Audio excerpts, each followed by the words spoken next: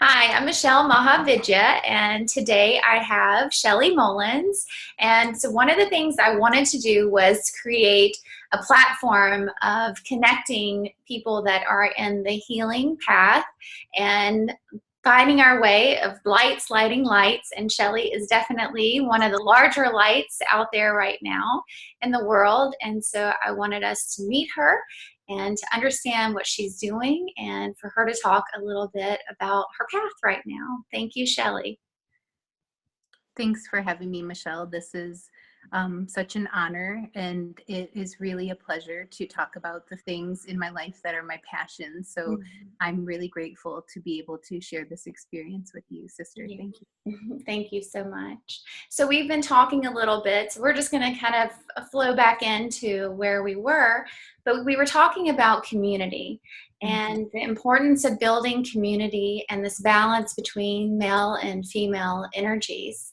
And Mhm. so why don't you talk a little bit about what you're creating and what is transpiring with that?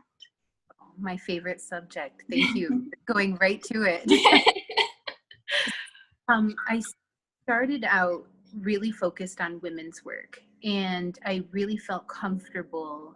I have a really matriarchal, large female family, and so it was really natural for me to start my work really focused in on the divine feminine. And after a few years, I recognized that a lot of the healing that needed to happen for the divine feminine also required being seen and heard by the divine masculine. And Mhm. so I knew that our paths, you can't just heal one side or one half of your spirit. And so my husband had been working in a brotherhood circle. He had been facilitating a men's circle, and we talked about connecting the two into a community space. And one of the biggest parts of that was also including children. And the children, I can't even tell you how magical it is to have children in spaces where we sing, where we drum, where we recognize each other and we celebrate rites of passage or life transitions together. The children are such pure reflections. They will bring truth like no one else can. So having a space, we gather, we have potlucks, we have game nights, we do community hikes. I'm really trying to build a space where the men, the women, the children, the LGBTQ community, the people of color, people of different belief systems.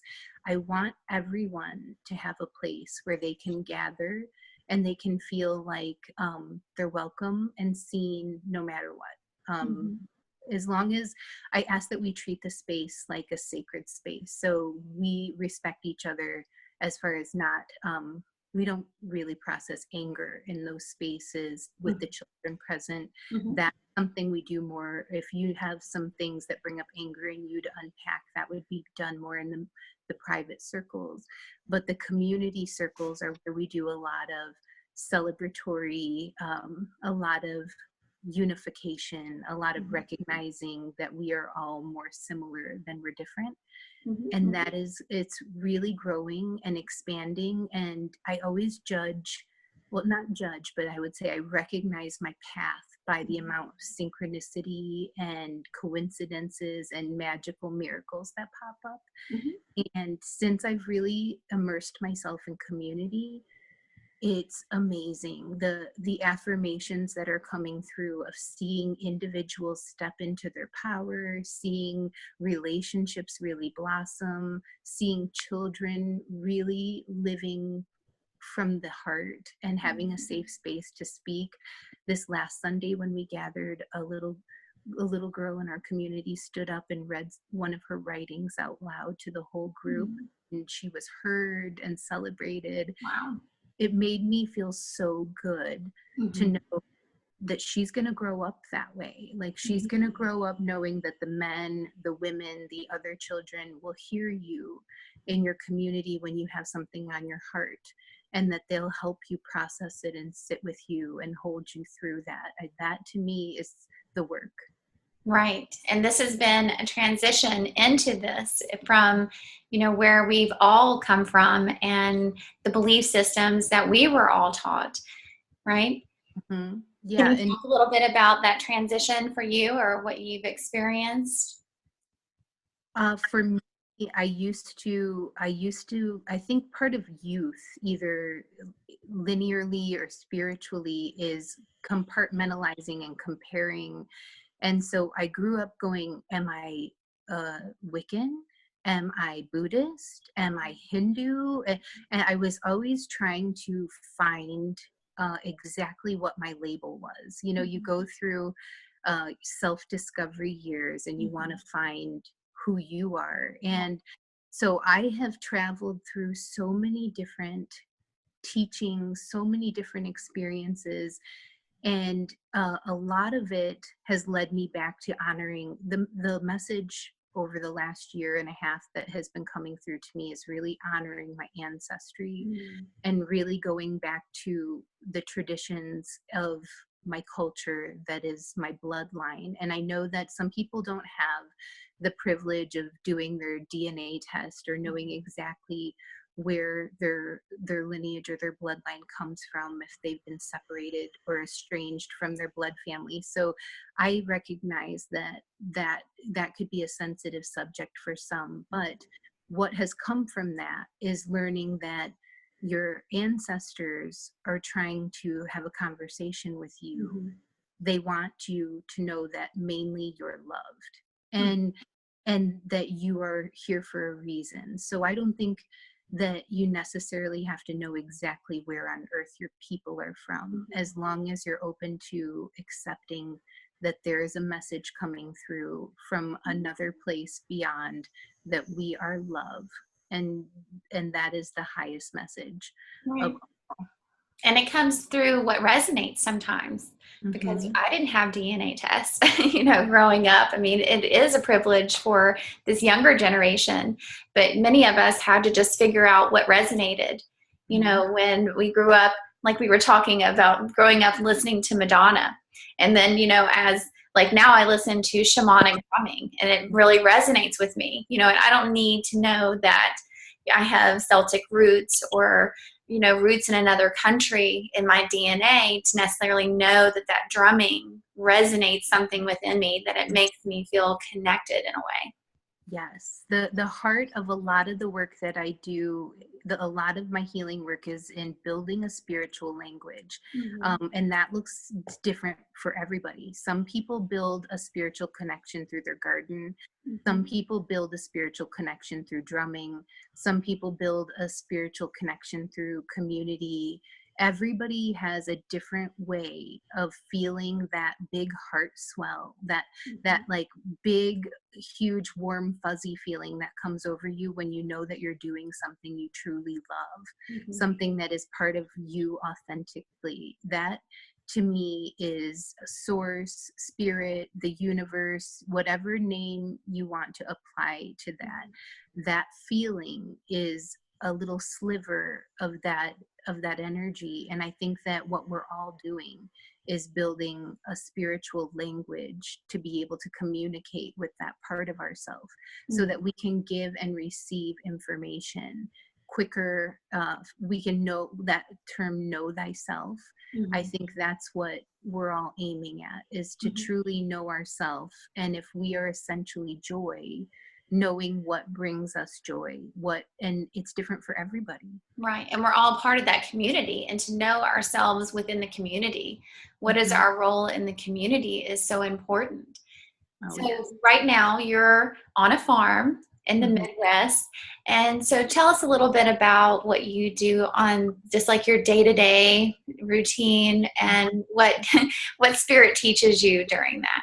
Oh, wow. I feel like I could write a little book about that. There is everything that I do, and I know this is also a beautiful privilege, but I feel like I followed my heart to this little sacred 5 acres in Midwest Illinois. But there were little seeds along the way in my childhood and in my life that pointed me towards this lifestyle. So every part of my day is a little part of the person I was at 5 years old. I wake up with my husband and we open up our farm. And that usually means, going to the chicken coop and checking in on everybody, making sure they have food and water, collecting eggs, and going into the horse barn, getting the horses out, walking them out to the pasture. But all of those things that I do to open up the farm are like a morning meditation, because I feel like animals are really beautiful reflections of your spirit.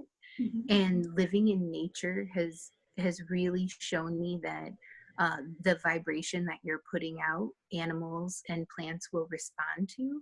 And so if you walk out in the morning really crabby and really resentful that it's cold outside and you have to go out there and you have to deal with the heavy buckets of water or wheelbarrows full of horse poop, and you have this chip on your shoulder and you come in contact with these beautiful natural beings, they don't know those vibrations, and they will step away out of confusion and pull away their energy from you, and you go, oh, what's up with the chickens today? Like, why are they acting like this? And then you realize that they're reflecting your, they're showing you what the vibration you're putting out. Horses, oh my goodness, they will show you exactly who you are. And if you are moody and if you're in a hurry and you don't have time to really be present with them, they'll make sure that you do.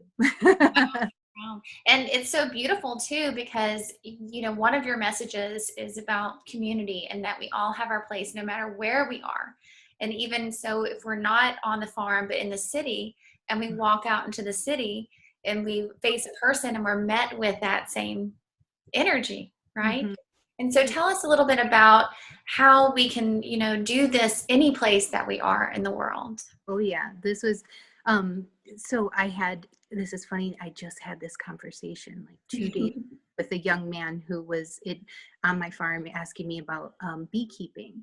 And he said that he really wanted to apprentice with me with beekeeping, and what lesson could I point him towards to start preparing to beekeep. And I told him that the beehives respond to you directly. Bees measure the amount of carbon dioxide that is coming out of your mouth. And if you're breathing really quickly, if you're stressed and you're pushing out a lot of air, you're hyperventilating, it's a sign that you're not peaceful. And so the bees will start to get upset and they'll go, this person is a threat. This person is not peaceful. So what are their intentions? And they will go on alert. And they'll start getting aggressive and they'll start getting really inquisitive about what your nature is and what you're doing there. But if you walk up and you're breathing through your nose and you're breathing really slow and your energy is centered, they think, oh, this person's totally centered. They're not a threat. They're not a security breach. They're fine. And they'll let you right into their home. They'll let you touch their honey. They'll let you near their eggs. I mean, they will fully roll out the red carpet with kindness to you if you have the vibration of non-threatening. And so I looked at him and I said, now apply that to the rest of this planet. And then you'll be ready to start beekeeping. When you can look at everything as, I'm not in any way saying that if somebody walks up and slaps you in the face, that was your vibration. I'm just saying that if you keep getting stung by bees, so to speak, then it might be time to do some self-reflection. Yeah. I'm a big believer in cycles or patterns being compasses for us to recognize, like, oh, okay, this happens, this comes up for me. Like you said, I get stung by bees over and over again. Right. So where's the nugget or the lesson in there about my part in the vibration? Right. So, yeah. And it's medicine, right? It's like the totems in Native American. And it's bee medicine. What is the bee trying to teach you? Yes. Calm down. I like it. And you can take that anywhere, especially if you have children, especially if Mhm. you have pets, especially if you have coworkers who can feel like they're bees in a hive, and you can completely transform people's Mhm. energy by just being that space between, being that witness instead Mhm. of acting, witnessing, and that can change everything. That can Mhm. change the whole Exactly. And the it whole is, I outlook. love that comparison or analogy of, coworkers or the hive. Community is the hive, and we all have our place within the hive, and it's what and how we're in the hive and what we're giving out that is creating that reflection. If the Hmm. hive is hostile or if the hive is gentle and accepting. Exactly. That is, you nailed it on the head there, because that there are different jobs in every hive, and everybody just is, they're cool with doing their job because they know that it's for the greatest good. They're Mhm. all, there's workers, there's nurses, there's people who just attend to the queen bee, there's people who just go out and forage. Everybody has a job in their particular skill set, Mhm. and everybody's comfortable with doing that because they know that it ensures the survival of the hive. Mhm. And so I think that part of the medicine there that they have for us is that everybody has a job. There's Mhm. no castaways, Right. there's no rejects in the Mhm. hive, because not everybody is supposed to be a ultra shiny billionaire with like there is no I hate to say this and make it political, but there's no capitalism in the hive. Mhm. It's all for the greatest good. So Right, it's there's a no. collective working together. Mhm. And I think that Yeah. that's a big message is what is your part in the collective? So there's many of us that, Mhm. are finding our path and a lot of people that are just beginning to kind of have this awakening. So what can you say to them to find their position within the hive if they're unsure of Mhm. what their position is? They haven't quite figured it out yet. Yeah, that's a beautiful thing to ponder, because I feel like um a lot of times in circle there's places where people feel embarrassed, or people feel like they have some shadow, and I feel like that's usually a beautiful place to start looking for your magic.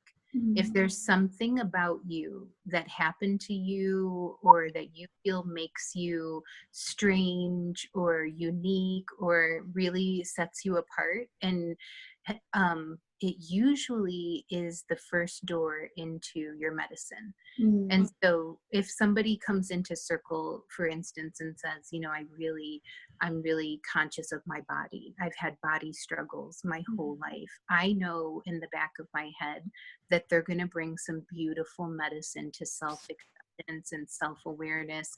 They will begin to offer medicine to the circle, because we all have stuff.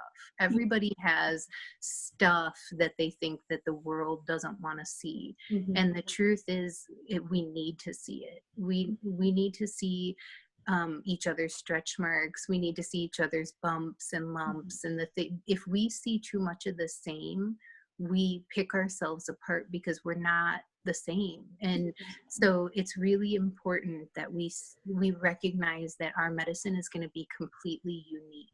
We're not all going to have the prettiest singing voice. We're not all going to be the best dancer, but some of us are really great at crochet, or some of us are really beautiful writers, and they all have a special space at the table. So wherever your medicine lies, you don't have to be the best at everything. Don't try to be, or you'll wear yourself out. You'll burn yourself out. But find where you feel effective, where you feel like, okay, if I share this part of my journey, Mhm. maybe this will help liberate somebody else who is still hiding from this, or who has not unpacked this issue. So that is the first compass I would use. And the second one is, everybody always I won't generalize and say everybody, but I hear a lot of, I just don't have time to Mhm. serve. I don't have time, or I don't have resources to serve, or I don't know what I would offer, but I feel that you gotta find the time. You gotta Mhm. find a way. It's got to become a priority, because that's how you start this momentum of like that silver thread that the universe gives you, that pulls you along with that that dance with the universe that brings all the magic and the miracles into your life. It Mhm. starts with service, and the universe wants to see how committed you are to the vision. Mhm. And the vision is that we all recognize that we're each other's keepers. So Mhm. whenever I dance with the universe in that way, whenever I serve, I feel like the energy comes back to me tenfold. And that's Mhm. not why I'm doing it. I'm not doing it out of like, oh, I hope that I get lots of karma points, but I'm doing it because the magical doors open faster and faster And the it's more. your passion, right? And this has Mm-hmm. been your passion and it's come back again and again. So is that another way that we can kind of get an idea of where to begin? Maybe what Mm-hmm. you were passionate about as a child. You Mm-hmm. know, we were talking earlier about certain smells and certain things Mm-hmm. that bring these awarenesses, Oh yeah. into our present time, and that these are little reminders. So, what are Right. some of the reminders that you've had along the way that have guided your path into, this very raw and authentic place of being, truly who you are? The biggest one was, I was telling you about how I was at a farm when I was a child, and it was Mhm. a sensory journey of like huge, magnificent proportions for me to smell compost, to smell animals, to smell earth. Was a really big exposure for me as a young child, like 4 or 5 years old. And so when I moved out to a farm in my 30s, I was really shocked at how the smells of the farm took me straight back to my childhood. And it got me thinking, like, are we essentially the same spirit throughout our entire lifetime, just evolving and experiencing different lessons? So I do think that your childhood is a good way to look back and see what brought you joy. There's some universal things that I've noticed in circle, like most women love to dance and sing Mhm. together. And at first it brings up a lot of resistance, Mhm. because somewhere along the line we've gotten self-conscious, or someone said, you know, your voice is a little off key, or you dance off rhythm, or somebody somewhere gave you some criticism that took away your confidence there. But the moment you get women dancing and singing in a space where they don't feel judged and they feel safe, pure ecstatic joy starts to come forward from some of the biggest skeptics. So Mhm. I feel like following those things in childhood, like dancing, singing, spinning in circles outside, being close to animals, being close to each other, Mhm. the vulnerability of childhood, how we would just walk up to other children and be like, hey, did you want to play Mhm. kickball? We were so much more open Mhm. to And open to differences. And, that's one of the things too, is like now if a person isn't like exactly how we are, we're intimidated Mhm. or nervous or afraid to even go and speak to that person. It's true. I'm such a right brain person that I'm real, like, fly by the seat of my pants, artsy, touchy feely, and I used to be so scared of women who seem to have it all together. Mhm. I would avoid making friendships with women who looked like they had calendars and schedules, because I thought they're just gonna laugh at me because I walk slow, I daydream, I, like, fill my tea up to the brim and it spills over a little bit, and I'm that kind of messy, indulgent, sensual Venusian Taurus type. And so Mhm. I was afraid of women who were really good at organizing and keeping their stuff together. Mhm. But I have found that by allowing them into my life, we are medicine for each other.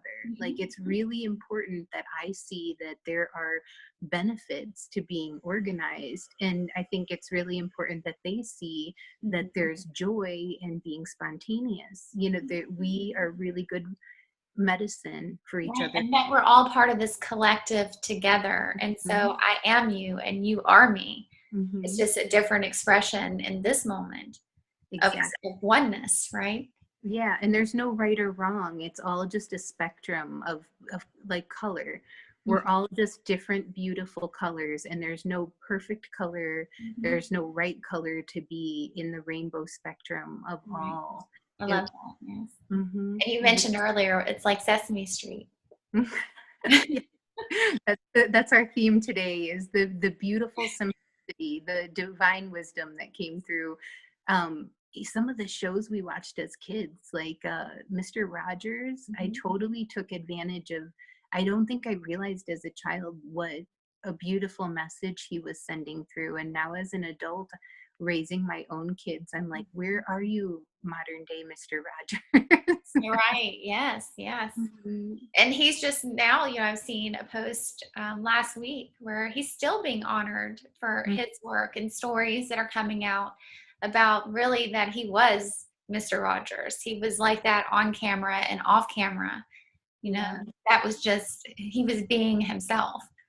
That's I don't think I maybe that was maybe that's nostalgia, or me looking back and going, oh, the good old days. I think everybody kind of does that as you Mhm. grow up, but I am really grateful that we were raised in a time where there were programs that showed diversity, like Sesame Mhm. Street, and things that showed compassion, like Mr. Rogers, Mhm. because that, I think, gave a lot of the opening for this transformation that's happening right now, Mhm. where Mhm. I feel like we're starting to really make some huge transitions as a human species with our consciousness, because of those types of messages that were Mhm. planted as seeds way back, all those decades ago, and now are starting to actually grow into Mhm. some Mhm. fruition. Yes, and I feel like also it's paving the way for, this new generation to come and just be more authentically in their power, that they hopefully won't grow up with that time of fear, even though we know that there are, part of that community, the younger community, a lot of the world is in that fear right now. And a Yeah. lot of them are sad and a lot of them are lost. So what do you think about, what path do we need to set for these young people to really fulfill their purpose and find their passion and find their place in community? Oh, I love this question, Michelle, because I have 3 children. And Mhm. so this has been really part of my journey lately, is when my daughter became of age to start getting her moon time, or her menstrual cycle. I really wanted to, if I kind of view everything as a microcosm of the macrocosm. Like, I feel like, that old saying of, like, if you want to change the world, go home and love your family.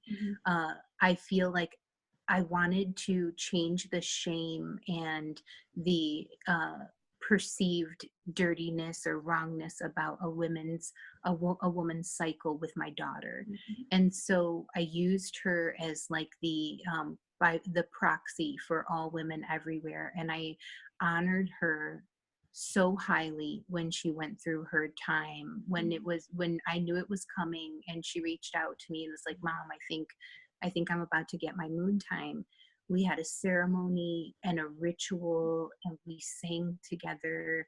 I gave her gifts. We talked about it. It was unpacked fully for her, so that there was nothing that was left to imagination, or Mhm. having her be alone in anything that felt scary or overwhelming. And I feel like I have 2 sons also, and it is just as important that as they grow, they have people in their life who they feel like they can be 100% honest and authentic with, Mhm. without being cast out or disowned. Or um, I think that's the biggest lesson as a community or as a people, is who are we oppressing, or who are we casting out, or who are we pointing a finger at and saying you're not welcome here? Because a lot of times we do that to our youth, and it's hurtful, to say you don't look like the rest of the family, or you don't believe the same thing as the rest of us, or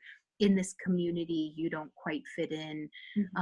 That rejection at the root chakra level is that's devastating. Mm-hmm. When you feel like your own tribe or your own community does not love you or accept you, how can you work up any of the higher energetic? Right. But many are cast out, or turned or abandoned, or betrayed. So what message for those that are going through that struggle right now, who maybe are coming into their authenticity, but the way that they are now, they have to maybe turn around and look in the other direction from where they were before, and those people, it feels like they're turning against you in a way, right? Yeah. So what do they do? What can you do? I would say my advice, or not even advice, but my experience in my lifetime, it has been to find your tribe, to find, they're out there. When I was a little girl, I remember thinking, I'll never find my people. I was a really strange child. I was not into the typical little girl things. I liked dinosaur bones and dirt and the supernatural and the taboo. And so I always thought, like, I really wish that there was a way for me to find my people. And I didn't feel like I did until like high school. And I feel like, thank goodness, now we have all of these different ways through technology to find people who resonate with us, no matter what our location is in this world. Luckily, the internet has been a beautiful way to find forums and groups and places where you can find people who have exactly the same issues you do, or who are going through exactly the same thing. I can type something in and find a specific group for just about everything that I'm going through in my life, and find 20 to 2,000 people who are going through the same thing, who I can talk to and receive support. So find your people, find your community. If it's a support group, if it's a yoga class, if it's a community circle, if it's a knitting circle, if it's a non-denominational church that you gather in, wherever you can find community, start there. Because community, to me, I'm finding, after doing this for my entire life, is the salve of the soul. It's being able to know that if you get sick, someone is going to check on you. If you have a child, someone is going to come over and make sure that you are supported. If you are going through a really dark, tough time, knowing that there's a community of people who are holding space for you, that can be what pulls you through. And what about the ones that it's their place to begin these communities, that they are supposed to be the head? What's the first step in creating community? Yes, I'm so glad that I keep saying that after every question, because it's the truth. Is sometimes you need to be the way shower. Sometimes you are the person holding out the lamp for the people who need to find the medicine. And so I would say, find what feels most comfortable for you to start gathering community. Like we talked about earlier, wherever your passion is. If you are really talented in the kitchen, host a potluck, community potluck. If you love reading, host a book club and gather people who are reading books that you would like, and let that start to grow. Or if you are, whatever you feel like is your heart's passion, begin to put out the call to gather around it and let it grow into a community. My community now is huge and really expansive, because I started gathering women, yoga, people who love yoga, people who love farming, people who love community, people who love the wheel of the year, the seasons of the year, people like I gather for so many different things. There's so many different hobbies and interests that I have that I gather women for bread making classes. I Mhm. gather women for keeping backyard chickens, and Mhm. we all find each other and then realize like, oh yeah, we have Right. so we have so much in common. Let's show up for each other. And Let's it's like celebration. Just find Mhm. something to celebrate, right? Yes. Oh my gosh, that's a perfect way of putting it. Mhm. Yes, yes. Well, thank you so much, Shelly. It's really been a pleasure. Tell us, where can we find you, and how can someone reach out to work with you? I know that you practice Reiki, so how can we find you?